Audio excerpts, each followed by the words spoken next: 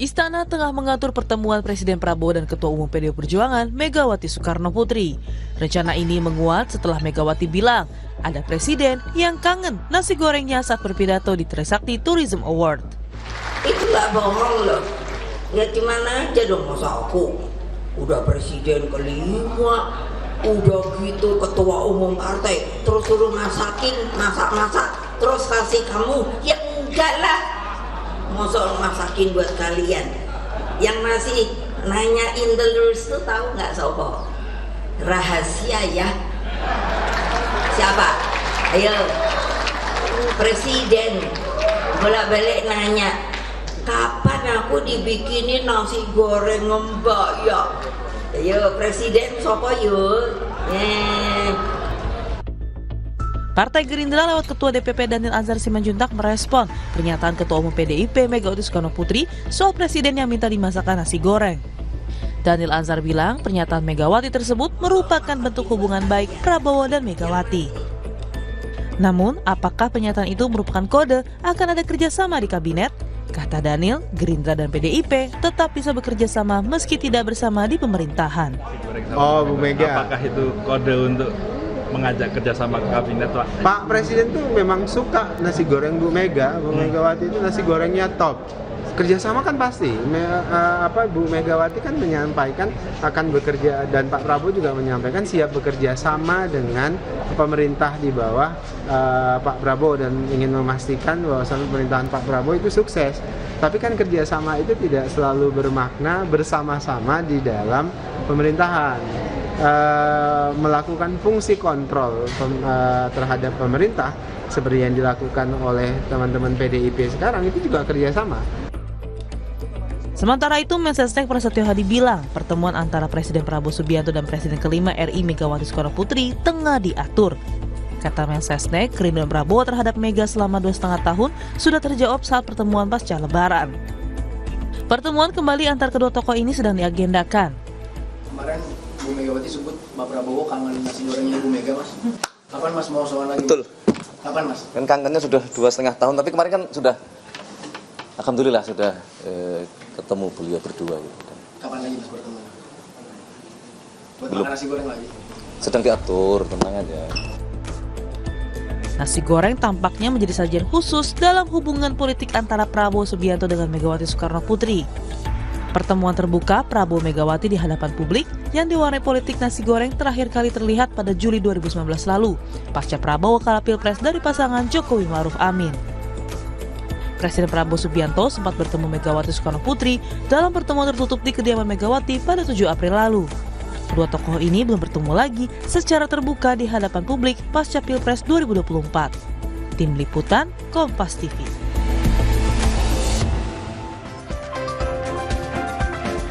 Lagi-lagi ada Megawati, Prabowo, dan nasi goreng. Tampaknya nasi goreng punya arti khusus dalam hubungan politik antara Ketua Umum PDIP Megawati Soekarno Putri dan Presiden Prabowo Subianto.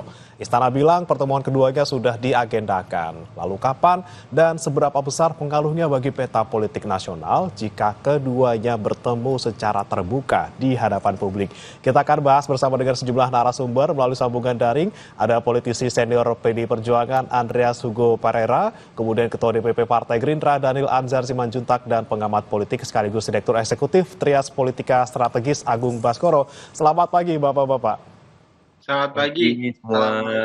Selamat pagi Mas. Salam sehat Bapak-Bapak. Saya mau ke Pak Andre dulu. Pak Andre, ini kan yang kode-kode dulu kayaknya Bu Mega ya di tanggal 8 kemarin ngomongin soal nasi goreng. Ini berarti memang untuk pertemuan yang selanjutnya ini memang Bu Mega yang pengen ketemu duluan dong, Pak Andre. Kemarin saya baca di Kompas itu ada ulasan yang menarik tentang tipe kepemimpinan dan gaya kepemimpinan Pak Prabowo yang diulas oleh Mas Gun Gun kalau tidak salah, soal bagaimana gaya komunikasi, terus kemudian gaya pengambilan kebijakan. Nah, saya kira Ibu Mega dan Pak Prabowo itu mempunyai gaya yang sama di dalam menyampaikan pesan-pesan, ya seringkali menggunakan simbol-simbol. Tapi di dalam gaya pengambilan keputusan kedua pemimpin ini sebenarnya mempunyai gaya yang juga sama, secara ini gaya original yang sama, yaitu apa yang dia sebut dengan low context culture, di mana ya di situ sering menyampaikan hal-hal yang pengambilan keputusan yang gaya yang eksplisit, terus kemudian apa adanya. Nah, di dalam pola seperti itu saya kira penting untuk yang menyampaikan simbol, menyampaikan pesan kepada masyarakat, terutama sekarang dalam situasi sekarang ini. Saya kira lebih tergantung pada Pak Prabowo bagaimana memilah kawan di dalam proses pengambilan keputusan-keputusan yang penting. Dan di situ saya kira Pak Prabowo membutuhkan ya tentu kawan-kawan yang bisa dipercaya, bisa dipegang omongannya, dan kemudian ya bisa mengambil, dengan demikian bisa membuat keputusan-keputusan yang penting di dalam situasi bangsa kita ini gitu. Disinilah saya kira pentingnya komunikasi itu, pentingnya pembicaraan-pembicaraan yang terjadi antara ya Ibu Mega dan Pak Prabowo. Ya, tapi Pak Andre, apa sudah ada tanggalnya nih Pak dari Ibu Mega yang menentukan? Soal itu saya kira kita tentu ya melihat bagaimana momentum waktu yang tepat untuk kedua pemimpin.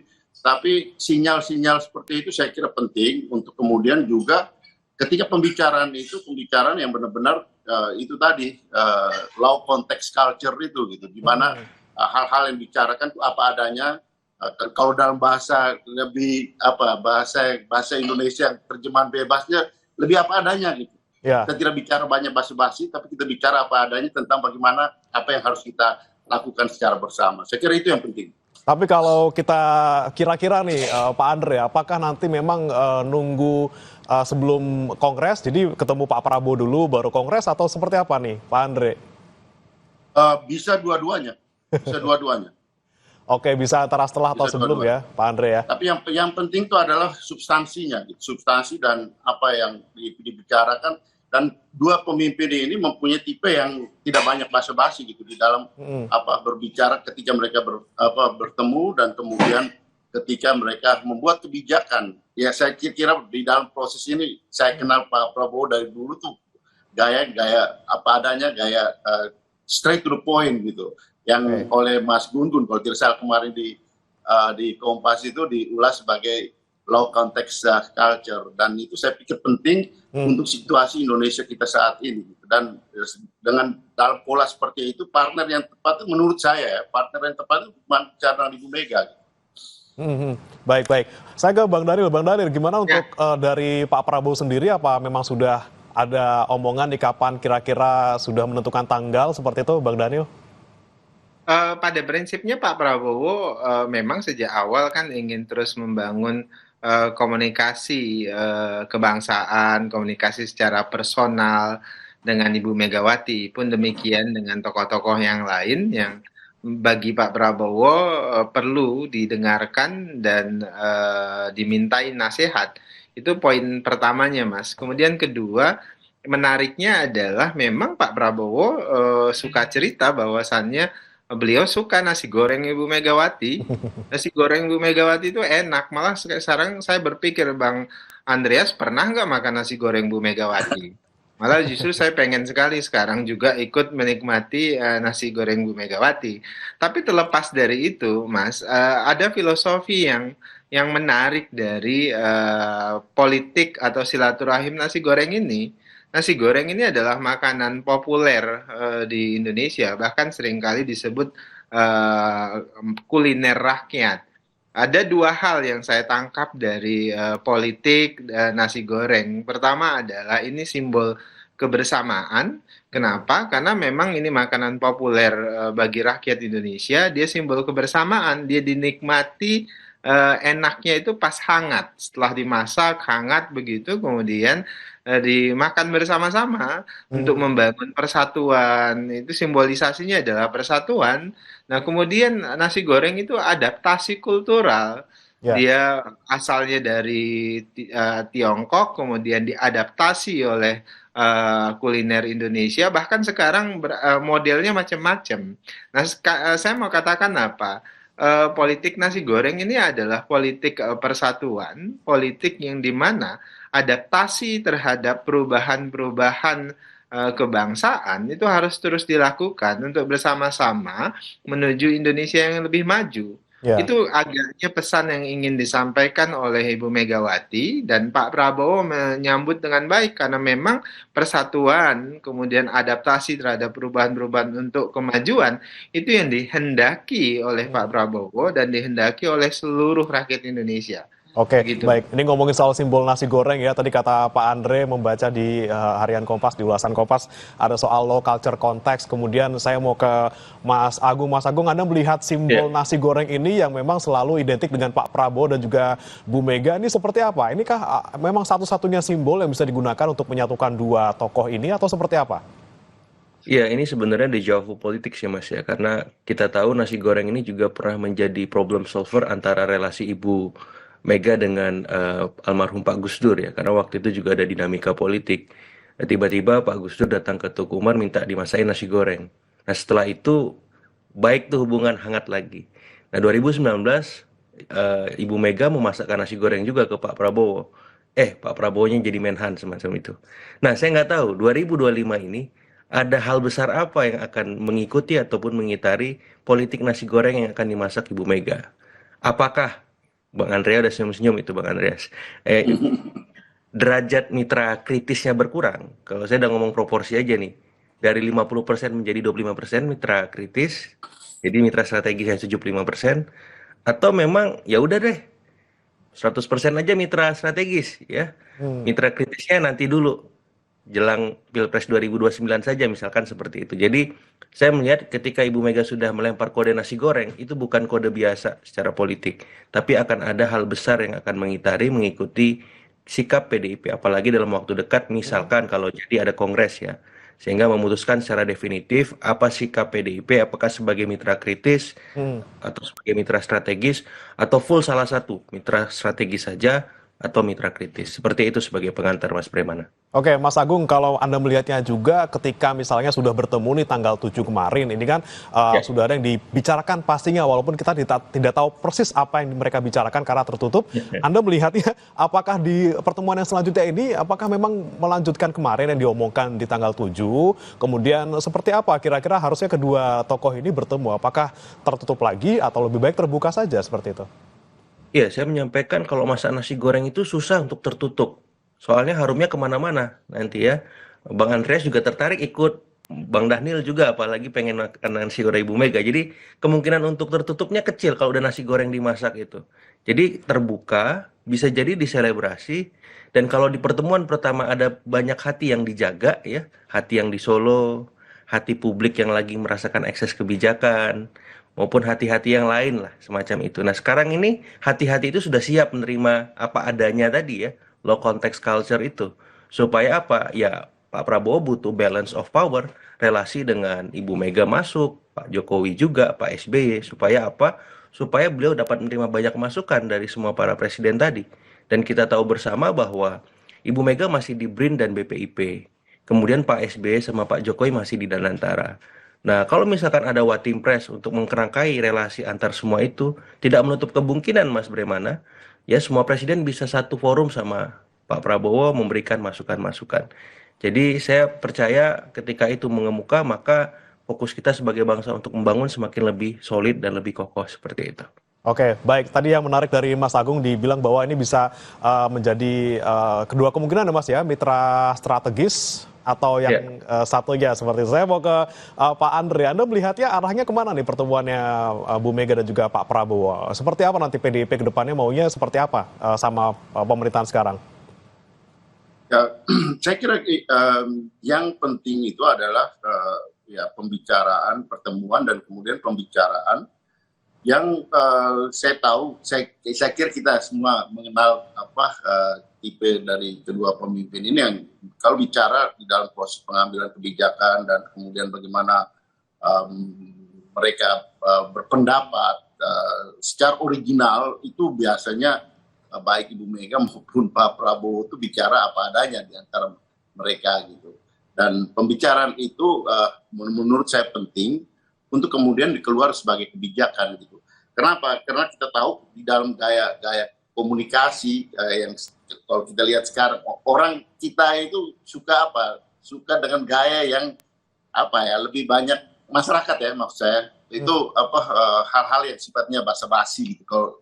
Kalau di istilahnya yang dikutip oleh Mas Gun di Kompas kemarin itu justru high context culture gitu.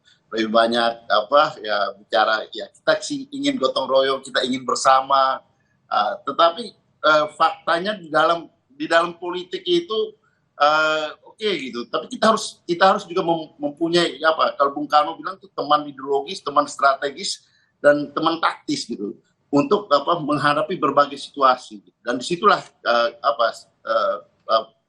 kepiawaian dari seorang pemimpin untuk menyampaikan, untuk menampilkan gaya kepemimpinan yang original gitu. Itu penting untuk kemudian rakyat bisa memahami gitu apa sih yang sebenarnya diinginkan oleh sang pemimpin ini gitu, bersama dengan baik dalam hal komunikasi maupun di dalam proses pengambilan keputusan.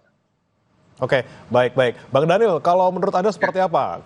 Kira-kira ketika misalnya nanti Pak Prabowo sama Bu Mega ketemu lagi gitu ya, dan ini kemudian kan juga pasti ada harapan dari Pak Prabowo gitu ya terkait dengan bagaimana sikap PDIP di pemerintahan seperti itu. Apakah memang nanti Pak Prabowo juga ingin pemerintahan ini berjalan mulus gitu ya tanpa adanya hambatan ataupun adanya hal-hal yang lain misalnya ketika nanti sudah bertemu dengan Bu Mega seperti itu, Bang Daniel?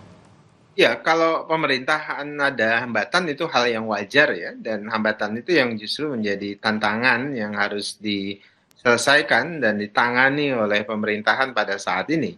Kemudian kedua, pertemuan dengan Ibu Mega, pertemuan dengan tokoh-tokoh yang lain itu sangat penting untuk menemukan perspektif yang dilihat oleh Ibu Megawati sebagai outsider misalnya pada saat ini.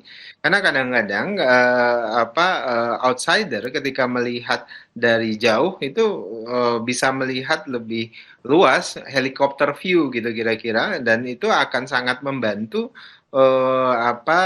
penyelesaian masalah. Karena Pak Prabowo berkepentingan tentu mengidentifikasi setiap masalah yang ingin beliau tangani. Karena perspektif seorang mantan presiden itu tentu berbeda dengan perspektif seorang Dhanil misalnya. Kenapa? Karena beliau pernah menangani secara langsung, kemudian presidential feeling itu beliau dapati. Nah, itu yang kemudian akan sangat membantu Pak Prabowo ketika berbicara dan berdiskusi banyak dengan Ibu Megawati. Kemudian ketiga, kalau terkait dengan posisi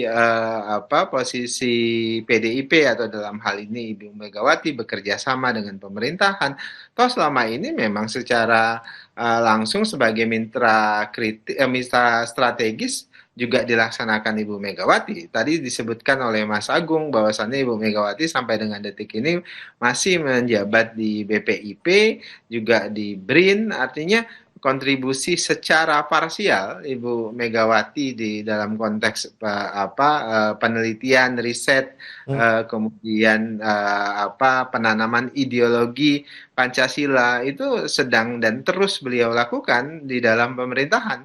Ya. Nah, di sisi lain Pak Prabowo juga menghormati tugas-tugas sebagai mitra kritis, dan kita membutuhkan itu sebagai sebagai langkah introspeksi. Pak Prabowo selalu mengatakan setiap kritik dari siapapun termasuk dari teman-teman PDIP itu harus menjadi self correction, jangan kemudian denial dan sebagainya. Itu yang selalu diulangi Pak Prabowo dalam setiap rapat kabinet yang saya hadiri. Baik.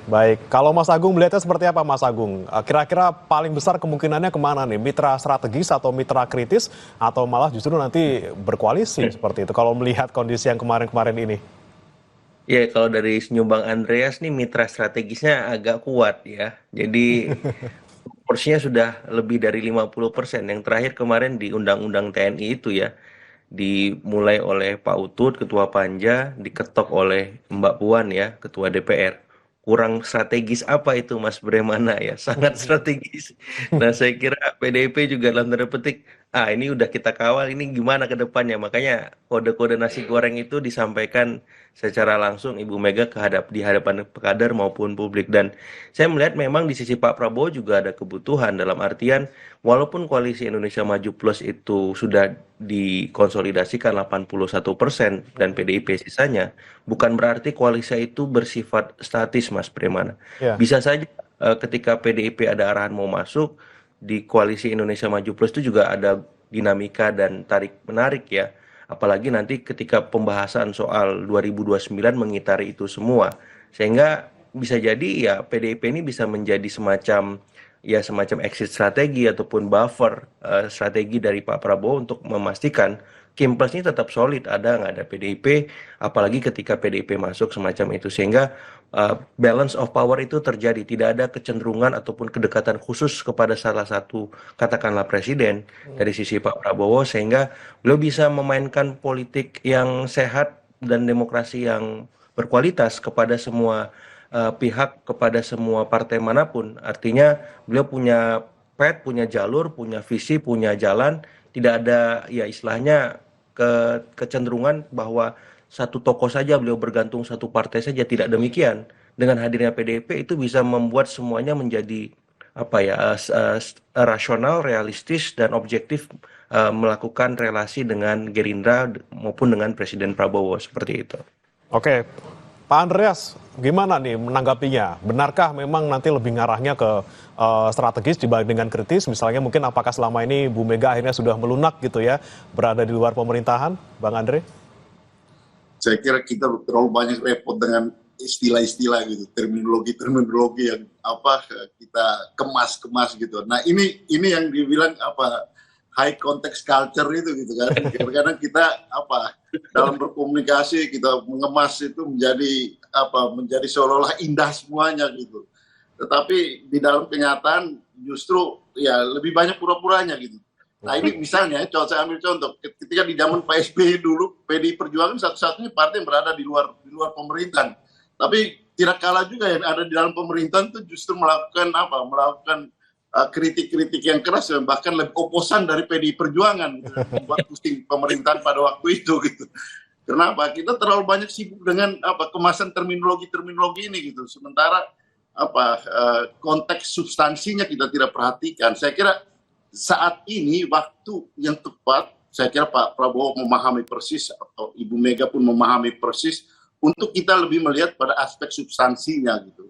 Saya katakan tadi misalnya di dalam berkomunikasi untuk menyenangkan publik kita ya menggunakan istilah-istilah yang high context culture tadi, tapi di dalam pengambilan kebijakan saya kira lebih tepat waktunya untuk low context culture. Apa adanya, kita melihat proses problem-problem apa yang kita hadapi, dan itu saya kira dalam hal ini baik antara Ibu Mega maupun Pak Prabowo ketika mereka berbicara, saya yakin bahwa itu akan dibicarakan secara terbuka apa adanya, dan seperti apa yang tadi Mas Daniel sampaikan gitu.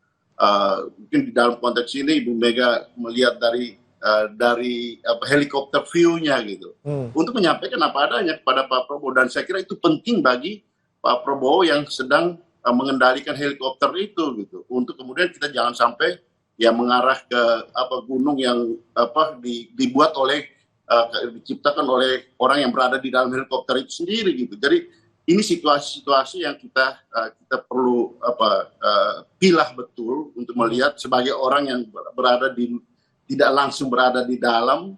Ya buat kami saya kira itu penting untuk disampaikan kepada Pak Prabowo. Ya, Anda setuju, Bang Daniel, pernyataannya tadi takut siapa ada yang jadi pura-pura di dalam ataupun seperti apa nih kalau Anda melihatnya, dan kira-kira nanti memang apakah pertemuannya tadi terbuka atau tidak seperti itu enaknya? Kalau kata Pak Andre kayaknya lebih enaknya terbuka gitu ya, kalau dari Bu Meganya bilang seperti itu. Ya, dalam politik pasti ada yang pura-pura begitu, pura-pura mendukung, pura-pura tidak mendukung, kan selalu ada yang begitu. Ada panggung depan, ada panggung belakang, begitu. Itu kan selalu terjadi dalam politik. Tinggal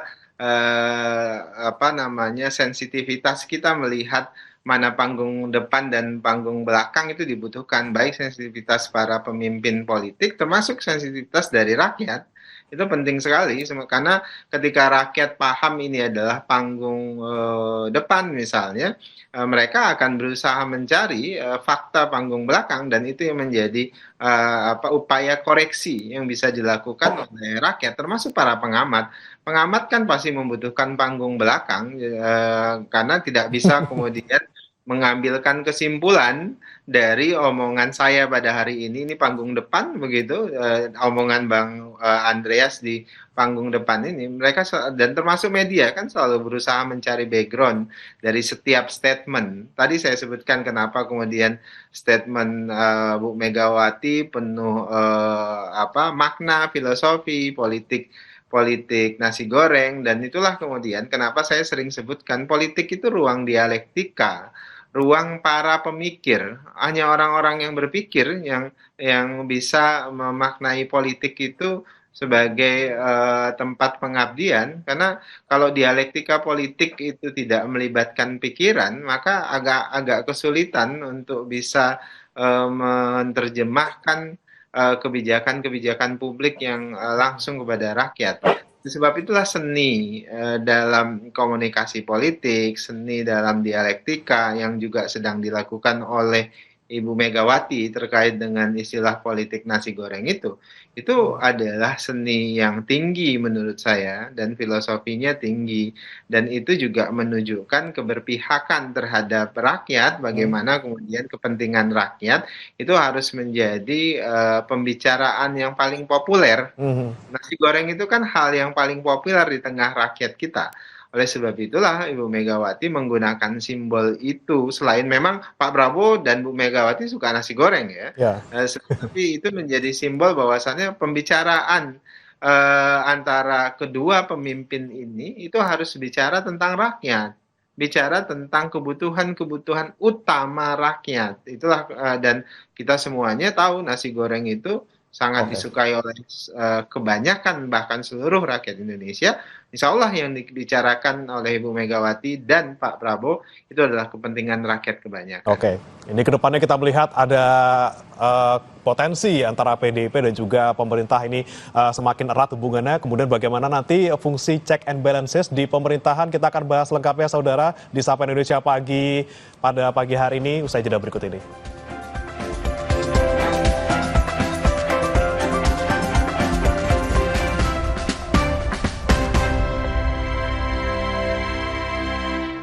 AIT Ar-Rahmah Cendekia, sekolah unggulan di jantung kota Tangerang, di bawah naungan PT Sari Asih Group. Bekerja sama dengan Man Insan Cendekia Serpong, madrasah terbaik di Indonesia. Fasilitas modern dan lingkungan belajar berkualitas menanti. Segera daftarkan sekarang dan raih potongan harga serta beasiswa pilihan kuota terbatas.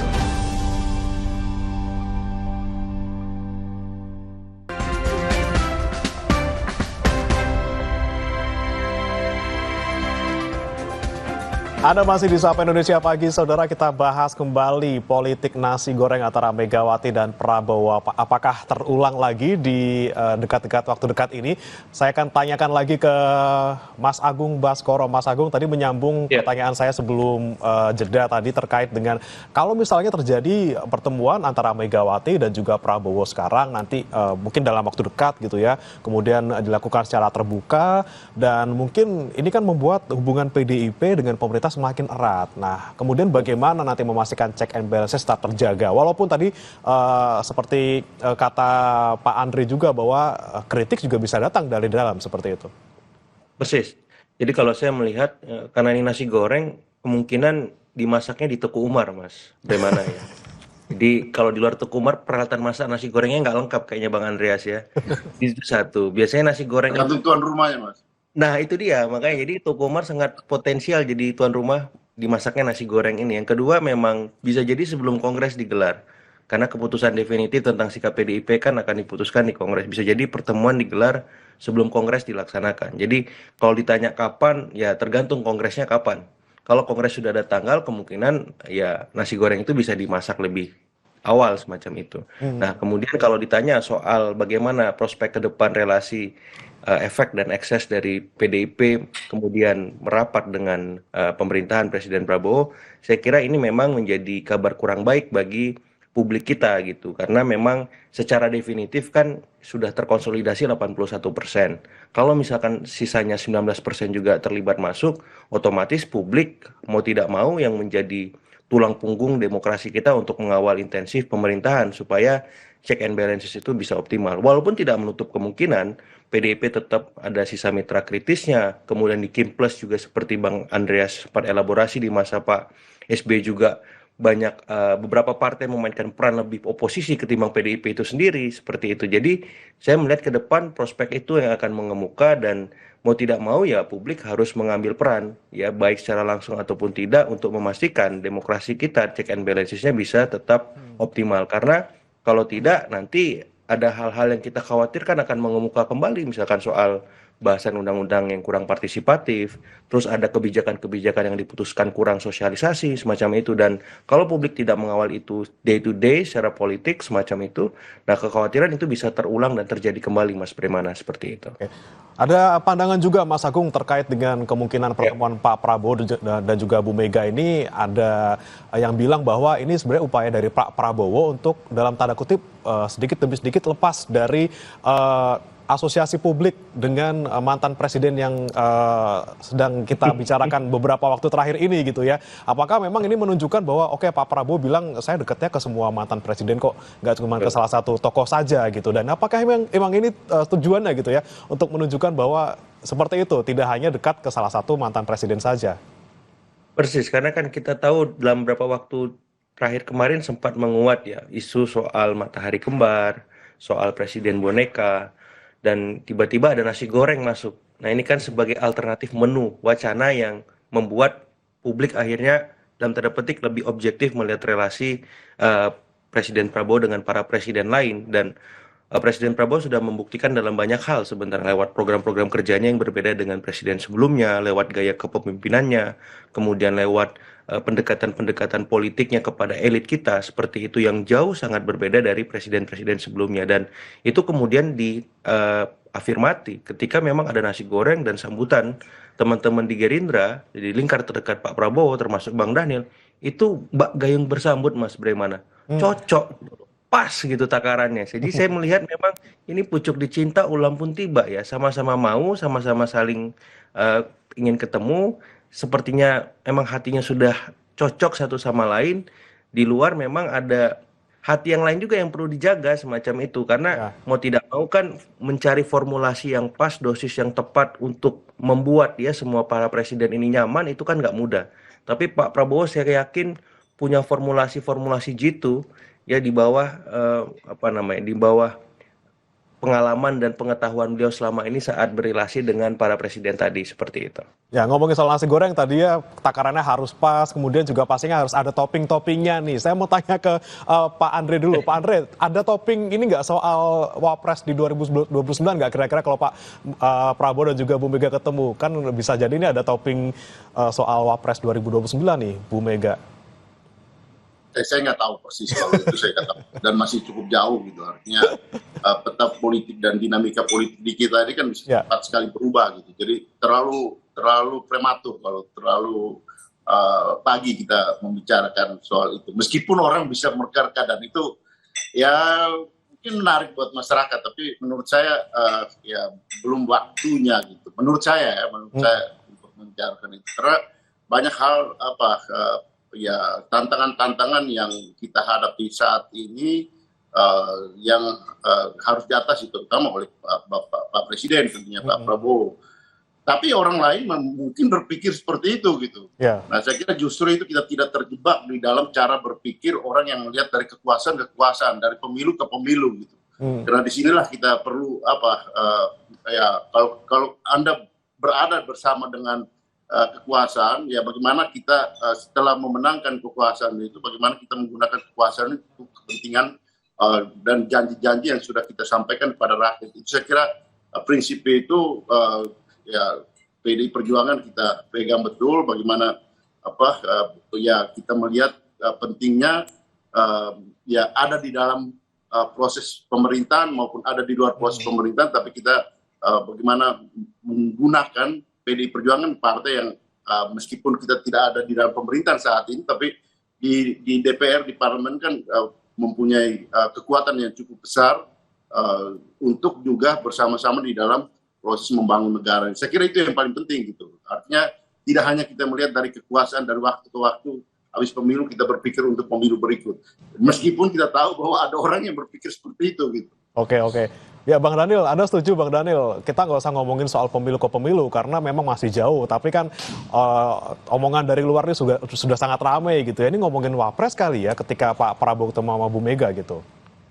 Tidak, jadi ya terlalu tadi disebutkan oleh Bang Andreas, terlalu dini, terlalu subuh kira-kira begitu kalau bicara tentang itu.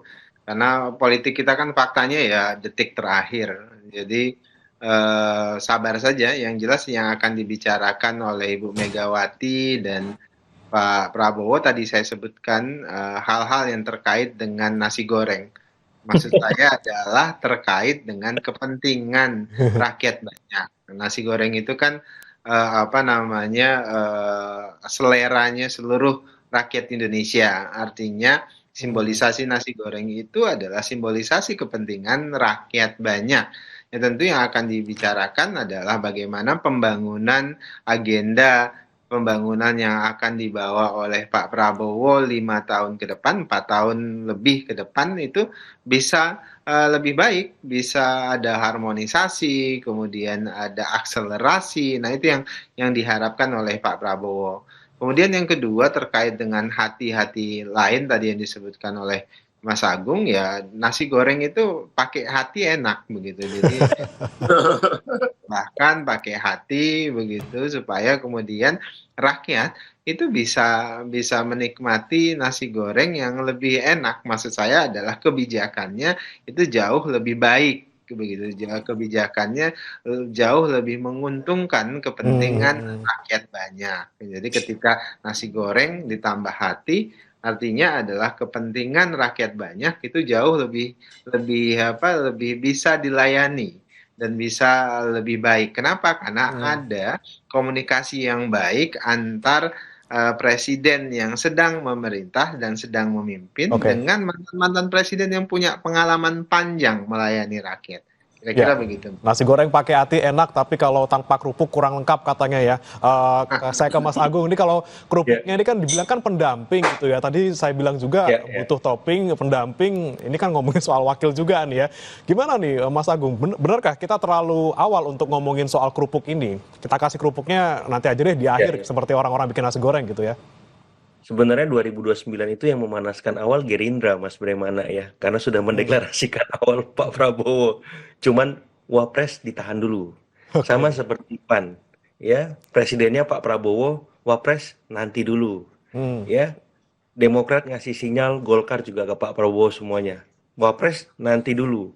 Nah, saya nggak tahu nih PDIP, presidennya Pak Prabowo, Wapres kita kan nggak ngerti. Jadi sebenarnya udah panas nih mesin.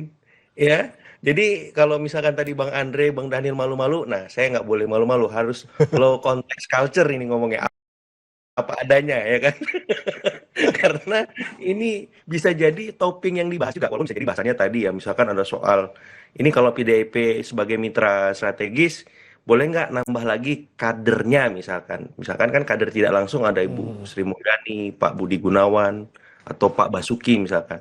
Tambah lagi boleh nggak Pak Prabowo, misalnya nih saya coba berdialog imajiner di tengah-tengah antara Pak Prabowo dengan Ibu Mega ya, itu boleh nggak nambah lagi kader yang tidak langsungnya. Tapi kalau misalkan ada kader utama yang lebih bagus, kenapa nggak menggantikan dalam tanda petik menteri-menteri di kabinet sekarang yang kurang maksimal misalkan. Satu, yang kedua, mungkin Bu Mega juga nanya, Pak Hasso ini gimana kabarnya Pak Prabowo nanti. Nah bisa juga kan seperti itu. Saya kemudian bisa juga bahasanya soal ini gimana nanti hati para presiden lain kalau Pak Prabowo ketemu saya di mana posisi duduknya kalau misalkan kita ketemu bareng-bareng, karena biar bagaimanapun Pak Prabowo pengen dikenal juga sebagai presiden pemersatu yang bisa memastikan semua para presiden ini bisa bersama dalam satu meja seperti itu. Oh iya Bu, nanti saya siapin yang ini Bu, semacam itu, aman Bu, tenang, pokoknya Ibu nggak usah khawatir. Kira-kira saya kira bahan-bahan toppingnya gitu begitu, tapi 2029 masuk tapi mungkin belum yang utama Mas Breman. Seperti itu. Tapi PDIP minimal sudah mikir nih, Pak Prabowo lagi atau siapa ya, wapres siapa dari misalkan PDIP, kalau memang ada yang vice president look gitu kan, kenapa enggak gitu. Ya bertanding secara sehat, tinggal Pak Prabowo nanti milih mana yang paling solid, paling kokoh menguatkan kaki-kaki politiknya di hadapan masyarakat saat Pilpres digelar. Nah, tadi yang menarik Mas Agung Anda sampaikan, kalau misalnya Pak Prabowo dan juga Bu Mega ini semakin dekat, kemudian bagaimana dengan Pak Jokowi gitu kan? Sekarang wakilnya anaknya Pak Jokowi, terus kemarin juga sedikit banyak tentunya peran Pak Jokowi untuk kemenangan Pak Prabowo juga besar seperti itu. Gimana Mas Agung melihatnya? Ya, karena politik dinamis, ya bab Presiden Jokowi dengan misalkan Wakil Presiden Gibran itu kan memang 2024. Dan memang ada fakta historis di politik kita bahwa di term kedua itu wapresnya selalu beda, Mas Bremana. Pak SBY dengan Pak JK, kemudian dengan Pak Budiono. Kemudian Pak Jokowi dengan Pak JK, kemudian dengan Pak Maruf Amin. Nah, ini Pak Prabowo ini akan mengikuti linear semacam itu yang beda, sehingga Mbak Puan ada peluang juga kan mendampingi. Karena kemungkinannya kalau lihat fakta historik itu memang untuk periode kedua agak berat wapres ini bisa berdamping lagi karena kebutuhan dan tantangan politiknya berbeda jauh. Kan kalau kita memilih menteri saja tuh matriks elektoralnya banyak, apalagi seorang wakil presiden. Misalkan dalam tanda contoh Pak Prabowo ini kan dikenal sebagai figur nasionalis. Nah, kebutuhan beliau akan figur misalkan santri itu kan cukup tinggi saling melengkapi. Tapi nggak apa-apa juga nasionalis seperti halnya sekarang Mas Gibran semacam itu. Jadi siapa figur nasionalis? Nah, bisa saja Mbak Puan, Mas AHY misalkan, atau Mas Gibran lagi. Tapi tergantung situasi politik hari ini. Kalau misalkan hari ini memang dalam tanda petik keluarga Solo terus mendapat serangan bertubi-tubi, ya saya agak pesimis Mas Gibran bisa menjadi pendamping kembali. Walaupun tidak menutup kemungkinan bisa ya, asal memang manuver-manuver taktis Mas Gibran dan keluarga Solo itu bisa menepis serangan tersebut, memastikan mereka punya posisi tawar politik. Dalam artian misalkan Mas Gibran gabung ke partai. Tapi kalau Mas Gibran sampai sekarang misalkan belum dan partainya tidak misalkan lebih solid dari PDIP, Pak Prabowo bisa melirik-lirik Bang Andreas sama calonnya nanti kan, karena lebih seksi secara elektoral di 2009 nanti. Walaupun memang ada peluang yang lain, karena di Kim Plus juga ini kantrian juga panjang Mas Bremana ya. Karena masing-masing ketumnya juga melirik nih. Ini saya udah umur segini kok belum wapres, sementara yang muda udah jadi wapres kan seperti itu. Jadi saya melihat Pak ya. Belum pemberupuknya ya. Itu dia. Jadi topiknya mungkin 2029 saya kira dibahas tapi nggak akan mendominasi. Yang paling dekat memang soal stabilitas nasional dalam konteks pemerintahan ya. Bagaimana kinerja pemerintah hari ini di bidang ekonomi bisa lebih baik. Terus ada menteri-menteri yang problematik, PDIP bisa ngambil peran di mana seandainya ada reshuffle misalkan seperti itu. Dan soal kasus-kasus hukum yang mengitari kader-kader PDIP, saya kira juga itu akan menjadi bahan pembicaraan yang cukup akan banyak dibahas semacam itu. Baik, saya ke Pak Andre terlebih dahulu. Sebelum kita closing, Pak Andre masih jauh ngomongin soal wapres, tapi harapan terdekat untuk pertemuan kedua tokoh ini dari PDIP seperti apa, Pak Andre? Ya, saya kira pertemuan yang akan datang itu ya pasti pembicaraan yang ya tadi nasi goreng dengan bumbu-bumbunya yang pas, yang tentu itu untuk yang kalau tadi Mas Daniel selalu katakan bahwa nasi goreng itu adalah makanan rakyat, ya untuk hidangan untuk bukan hanya mereka berdua, tapi kemudian untuk rakyat, dalam arti bahwa ya apa yang dibicarakan itu adalah hal-hal yang berkaitan dengan ya bagaimana bangsa ini ke depan. Jadi artinya lebih substantif gitu pembicaraan itu, lebih apa adanya, lebih bagaimana melihat problem-problem yang dihadapi Pak Prabowo di dalam, Ibu Mega melihat dari itu tadi helikopter view dari luar, tapi memberikan masukan-masukan yang apa adanya, tidak sekedar hanya ya yes man, ya bapak, tetapi juga menyampaikan apa adanya. Tentu saya kira itu juga akan sangat bermanfaat baik untuk Pak Prabowo maupun untuk bangsa. Baik, kalau dari Bang Daniel seperti apa Bang Daniel, kalau dari Gerindra? Ya, tentu kami berharap Ibu Megawati, pertemuan Bu Megawati dan Pak Prabowo itu bisa menghasilkan jalan baru bagi rakyat banyak, Jadi ada saran, ada masukan, ada kritik dari Ibu Megawati yang harus dilakukan oleh Pak Prabowo, harus diperbaiki oleh Pak Prabowo, itu akan menjadi jalan baru yang positif untuk kepentingan rakyat banyak. Kemudian kedua, kenapa masukan dari Ibu Megawati itu penting? Gitu. Ibu Megawati kan selama ini termasuk yang konsisten menjaga demokrasi kita agar tetap sehat, dan saya secara pribadi mengakui itu, dan di balik sikap keibuan, kemudian agak sulit berkompromi, ya, itu memberikan ruang buat demokrasi kita supaya bisa dijaga dengan baik. Karena dan harus diakui untuk beberapa momentum kekerasan dalam Ibu Megawati, dalam tanda kutip kekerasan sikap beliau itu menjaga demokrasi kita, dan Pak Prabowo terus terang menghormati sikap itu, karena kita memang membutuhkan check and balance dalam konteks demokrasi. Dan selain tentu pastilah Bu Megawati dan Pak Prabowo mementingkan kepentingan rakyat banyak, kepentingan nasi goreng untuk seluruh rakyat Indonesia. Ini dia yang menarik ya, saya mengutip dari Bang Daniel, semoga nasi goreng yang dimasak oleh Pak Prabowo dan juga Bu Mega ini disukai semua rakyat, baik untuk semua rakyat, kesepakatan yang dihasilkan juga semuanya untuk kepentingan rakyat. Terima kasih Pak Andreas, Bang Daniel, Mas Agung sudah bergabung bersama kami di Sapa Indonesia Pagi. Salam sehat. Salam sehat, terima kasih semua. Agung, Bang Andreas. Jangan beranjak saudara, kami akan kembali dengan informasi bus rombongan tim Persik Kediri rusak dilempari batu usai laga melawan tuan rumah Arema FC